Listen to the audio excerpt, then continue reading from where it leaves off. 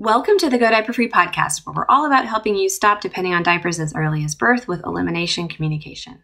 I'm your host, Andrea Olson, author and mom of 5 EC babies. This is episode 56, A Day in the Life, ECing a Young Toddler, what it looks like in our home.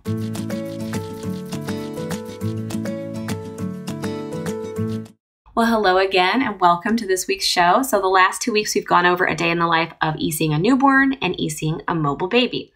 I do have a child, Branson, who is now 27 months at the time of this recording. So recently he was a young toddler. So today I'm going to give you a little snippet out of a day in the life of his experience, my experience with him when he was a young toddler. By young toddler, I mean like 12 to 18 months, like just started walking up to 18 months. The show notes for this episode are found at godiaperfree.com/56, and we'll include any links that I mentioned to stuff that I mentioned, if anything. And also a place to comment at the end if you have any questions or would like to add something to the conversation. So let's begin with waking up. So with a young toddler, and this is just an example from our experience. Your experience may be totally different, and we do EC full-time with our minds at least, but we don't try to get everything until the point at which we wrap up. With Branson, we stopped using diapers at 12 months, and we totally wrapped up the whole process, and he was telling us every time at around 20 months of age, I think that he was telling us all the time. But so yeah, there's different markers as to when things are wrapped up.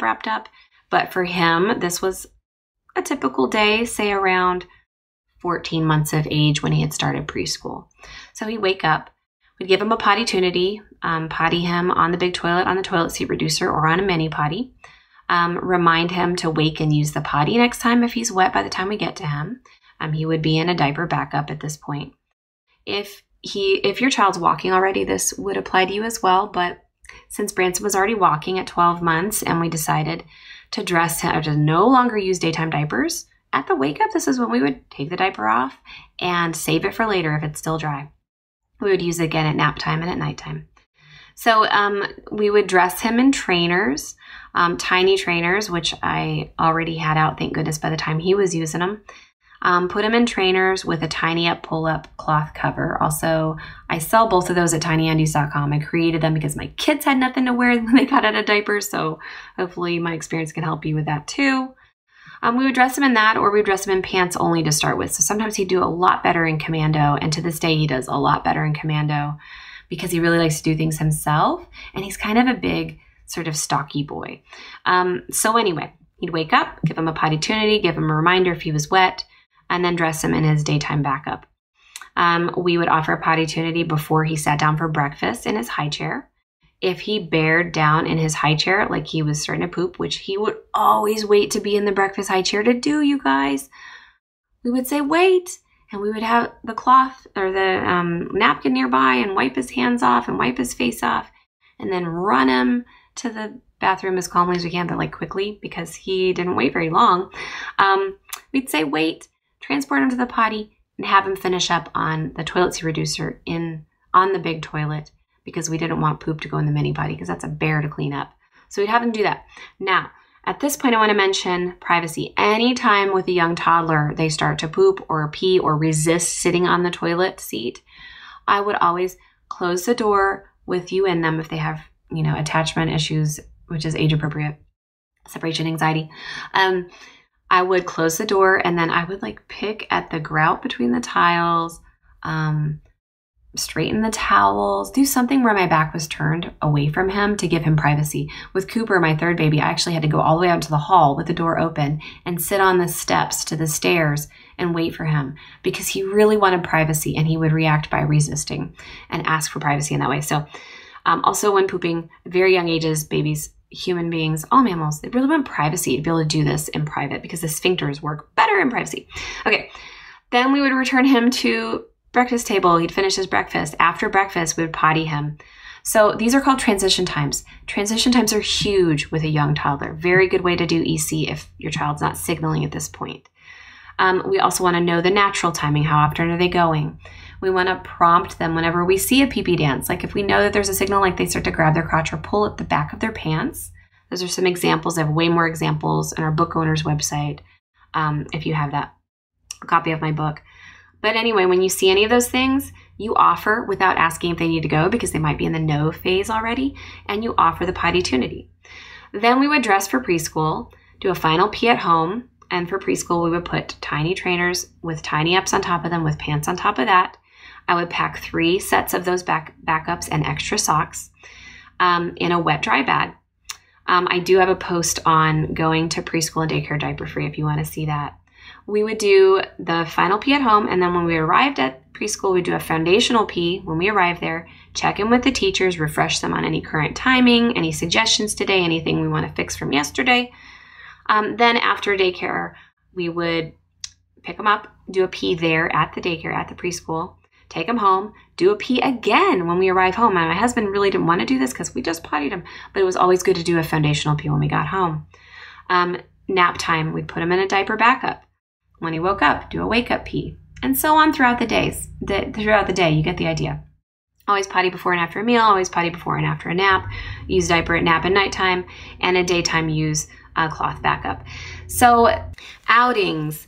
So whenever we arrive in a store or arrive in the parking lot, we would offer potty-tunity before going in the store or offer potty-tunity when we got in the store when he was a young toddler, just walking and stuff. We usually have him in a stroller or in the little cart at the store.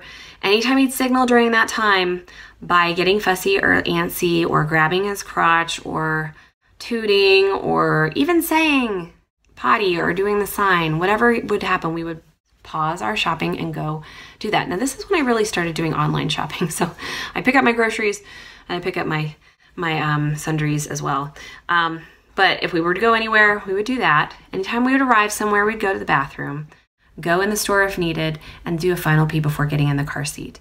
I usually would have a tiny ups backup and tiny trainers and pants on him at all times on outings, sometimes even a diaper if it were going to be like a long Christmas shop or something like that. So did what we could. And then during the day, I would also take time, with a young toddler to teach them how to sit, how to mount the potty, how to push and pull pants up and down, how to change their own wet clothes during a miss, how to do parts of it themselves. The words and the signs that we wanted them to prompt us with. It would just be repetition, just like we do with when we're feeding food and teaching this is an avocado, this is a spoon, this is, are you hungry? Would you like some more? So throughout the day, just a lot of support and a lot of teaching as it naturally, organically came, just like any communication with your child, In the next episode of this podcast, we're actually going to talk about passing the baton and the things you can do to start wrapping up during this 12 to 18 month phase, which is really my favorite. I love this part because you really get to teach them and give them the keys to their castle. This is great. It's such a gift. It's such a gift. I don't know why people say early potty training is damaging. Oh yeah, they say that to sell more diapers. Well, it's BS. It's actually a gift. These children are so absorbent at this time. All right, so that's basically a day, outings, waking up, food, how we handle daycare, stuff like that. At nighttime, we use a backup, which is usually a diaper at this age, and final pee right before bed. We don't give a lot of water before bed. We use a tiny little cup and fill it like halfway up, and that's all the water they get before bed at this age.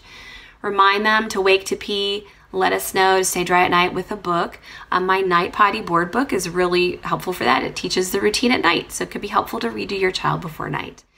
If they wake up during the night, so if Branson would wake up during the night, would offer potty-tunity to him and send him right back to bed. No talking, no lights on, no nothing, just have a little night light. I would cradle his head in my lap as he sat on the mini potty and just pee, and really whisper that. And at times during 12 to 18 months, day in the life, just to be honest, he would resist sometimes at night. So we'd change the diaper or not and put him back to bed and without a big toddler party in the middle of the night. So that's basically how it went at night as well. That's a day in the life of ECing a young toddler for you. Hopefully it gives you some ideas. And I would love to hear from you in the show notes. Go to godiaperfree.com/56.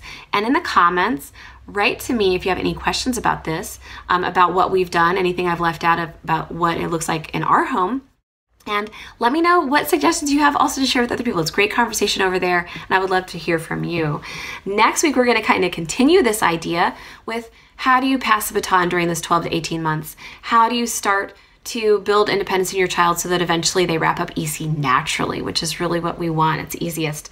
So join me then. Meanwhile, have a great week and enjoy pottying your baby. I'm Andrea Olson with Go Diaper Free, and I'll see you next week. Bye-bye. Oh, it just started pouring too. maybe it's good that I did that. So you guys, thank you so much for watching me record this podcast. Down below, let me know if you have any questions about our experience. I'd love to interact with you there. Hit subscribe and definitely hit the bell so I can let you know when my next video is up. You guys take care. Thanks so much.